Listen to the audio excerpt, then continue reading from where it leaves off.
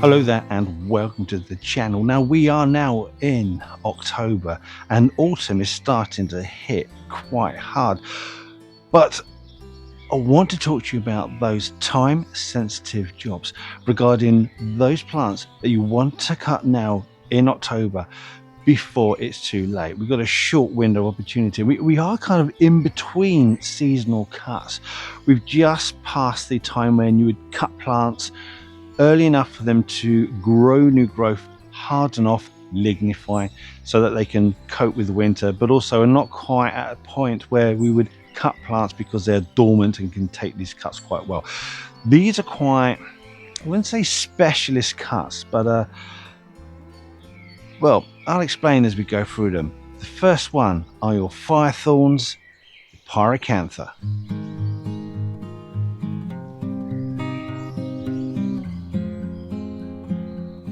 The genus Pyracantha is known for its thorny evergreen shrubs. And we grow them because they produce these lovely clouds of white blooms in the spring, later followed up by these wonderful range of brightly coloured berries from yellow to orange to red. A really popular plant, and these are native to the southern Europe, the Mediterranean region, all the way across to Southeast Asia, China, Korea, the Himalayas. Wonderful plant. Now, typically you would cut these after flowering because they flower on the previous year's wood. Trouble is, if you do that, then you're going to be removing the wood that will have the berries on, so that's not done. And now we hit another time. The plant has produced its berries, fantastic displays, but it's throwing out these large arching tall woody stems, thorns everywhere. You can be walking into them, cutting your face up. It can be a nuisance. Now, there is a problem.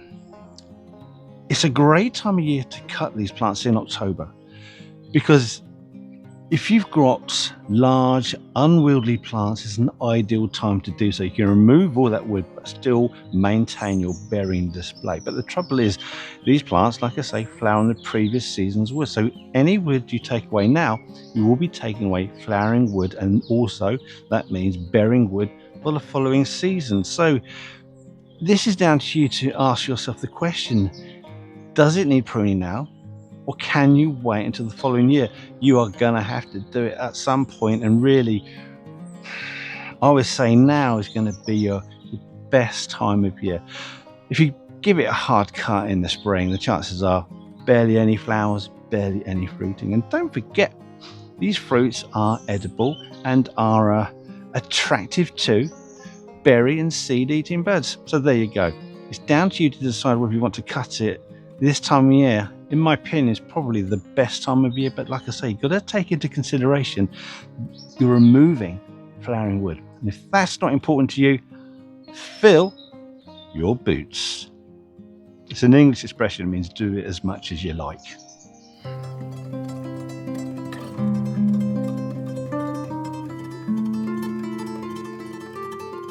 The next plant I want to talk to you about are your ivy. It's not such a big problem with regards to your large leaved, like Canary Island ivy. It's more your typical English ivy, your Hedera helix. Now it can be an absolutely superb climbing plant, glossy, evergreen, does a really good job. But there's a problem with it insofar as it produces these aerial roots along the stem, and this might not be a problem up until it starts to grow on your property, because it can get into the mortar, and when you try to remove it, it can damage that mortar, particularly on historic properties where it can be a real problem.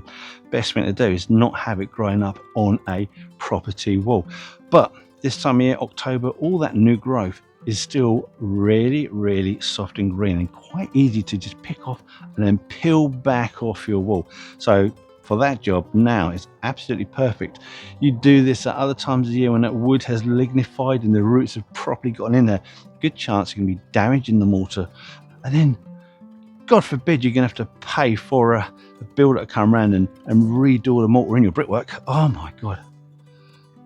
It gives me the shivers just to think about how much they're going to charge. Can I just say, stupid car. What the flip? What is it eating? I don't know.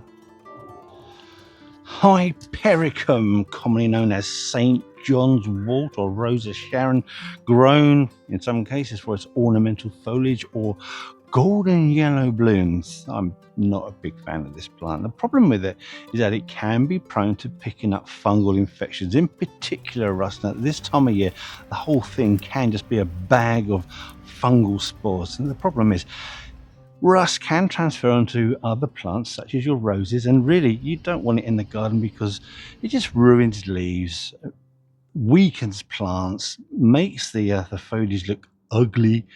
You can spray for it, but it doesn't stop the damage that's occurred.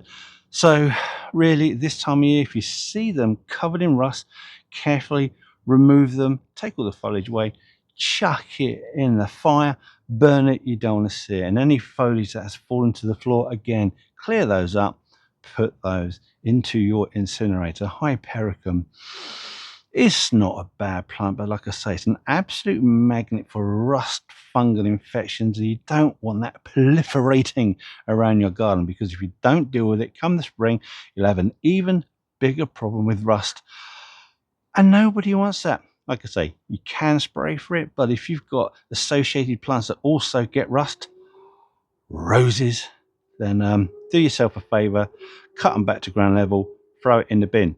When I say bin, I mean incinerator, not the bin. Maybe the bin, but not your compost heap, because you'll just pass it all around the garden again later on. Oh, hold on a minute.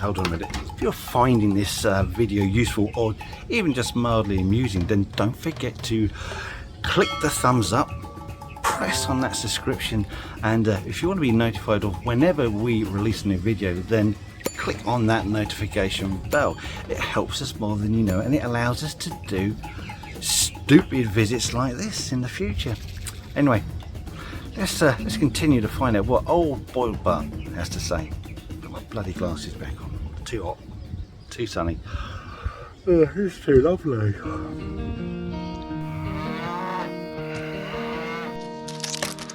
This next plant are your Alstroemeria, commonly known as the lily of the Incas or Peruvian lily, a plant from the Southern Americas. Now, some of these plants will still be flowering now, particularly my favorite, which is Indian Summer. I do like that one, it is very good. Now, you'll notice that some of it in flower, some of it has new growth coming through, and there are a lot of stems coming through which have finished flowering and have seed pods on. Now, those spent blooms, you can remove the whole stem, pull it out from the base. That will help to encourage that last bit of new growth coming through to put on some late blooms for you, so you can extend your flowering season. Like I say, Indian Summer, I mean, the clue is in the name. If you're in the UK, that means we have an extended period of warmth at the end of our regular summer, as really we are having now in October. So these Peruvian lilies are still flowering. Like I say, you can encourage them to keep going just a little bit further by pulling out those stems. So it's the whole stem, just pull it, come straight out from the ground. It'll help to encourage the new shoots coming from the base to put in some last blooms too. So there you go. That is good advice.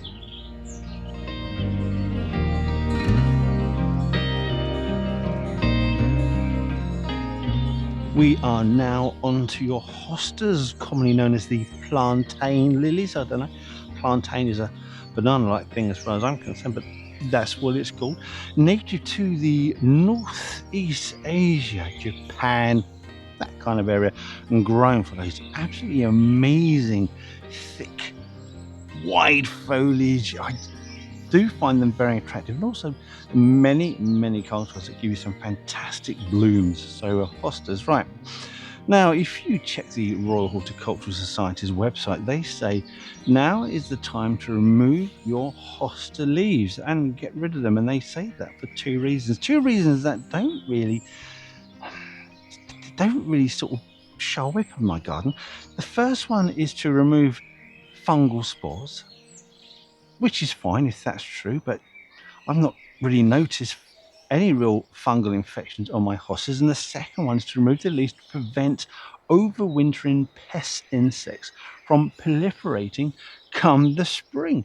And again, are they particularly known for pest insects? Not really in my experience, but depending on where you are in the world, you may have a different experience. I mean, what I do find here in the UK is that they are often completely mauled by slugs and snails. Not that they're a pest, mind you, not according to the Royal Horticultural Society. Of course, that is just complete tosh. They are an absolute pest, and hostas are a magnet for these creatures that this time of year, every time of the year, unless you're in a drought and they're not coming out. But hostas and slugs and snails, oh, what a nightmare. Anyway, for me, I just don't like the leaves looking messy. Now, I would advise you allowing the plants to fully absorb all the nutrition out of the leaves and back into the root system, because that gives you a stronger plant come the spring. And also, if you're thinking about lifting and dividing in the spring, which I do every year, then it means you just got a better plant to do that too. So there you go. Take the leaves off your hostas. You've got 3 reasons. You can pick the one you want, but like I say, I do it because I don't like the mess. Don't forget to allow the leaves to be fully absorbed back into the roots. Oh, this next one is a good one. It's your Crocosmia, commonly known as the Montbretia. And there are some absolutely stunning cultivars in here. I particularly like Hellfire because of its deep red, quite wide, quite a striking bloom. Quite difficult to find, but luckily we managed to get a couple last year after a few years of not being able to get it. And of course, wonderful Lucifer. Does need a bit of support, to be honest with you, especially if you've got storms going. Anyway, I digress. Now, this time of year, again, like your hostas, these are absorbing all the nutrition out the stems, out the leaves, back into the corms that are in the ground. But really, by now, we're kind of finished. I mean, those stiff stems are still quite upright, but they've all gone brown. They all look a bit messy. So, personally, I would take those down to ground level now. No problem at all. Now, you might want to stick a little bit of a label in there, because if you're planning to plant out spring flowering bulbs, especially tulips, which you might be doing next month, then you don't want to be digging up all these culms and replanting them, because that's an absolute mess. So cut them back now. But bear in mind this, you probably still have the old flower seed structures, and inside those seed pods are going to be plenty of seeds. Now you can choose to either re-sow those, because they will grow from those, or just chuck the whole thing away. Again, I like to keep the garden tidy, and I don't want to see a load of old scraggy Crocosmia stems. So October, cut them back to ground level now. Put a label on, like I say, and if you want to keep the seeds or sow the seeds somewhere else, be my guest, they should germinate in the spring. Oh, that Hellfire, that is a stunning cultivar. Now, can you see in here, these are the foliage of your bearded iris, and on the whole, these look really good. There's a certain amount of dieback, but typically that wouldn't bother most people, although it does bother the iris growers. Now, just before I start, I have already sprayed these with a rather lovely fungicide. Let me tell you why. Bearded iris can be prone to rather nasty fungal infections, so the current practice is to cut these back right now. Cut them back to just a few inches off the ground. You could cut them back to ground level, because then if you've got no leaves, then they can't get fungal infections, because if you leave them on there, again, come the spring, you get a proliferation of fungal spores getting back into your iris foliage, making an absolute mess. So October is the time to cut these, and to be honest with you, you could have done it at the end of September. Quite often a couple of inches of a stub at the base of the leaf is left simply so that you can see where your iris are, and again, because you don't want to be digging them up or standing on them or any other such nonsense, either now or come the spring, especially if you're planning on digging over borders. Some people do that, or planting new bulbs. Yeah, we do that. So there you go, iris, bearded iris. I know the foliage looks fine. We don't allow the nutrition to be, this is probably the only one we do this with. We don't allow the nutrition to be drawn back into the root system. Cut them back now. Just get on with it, cut it back.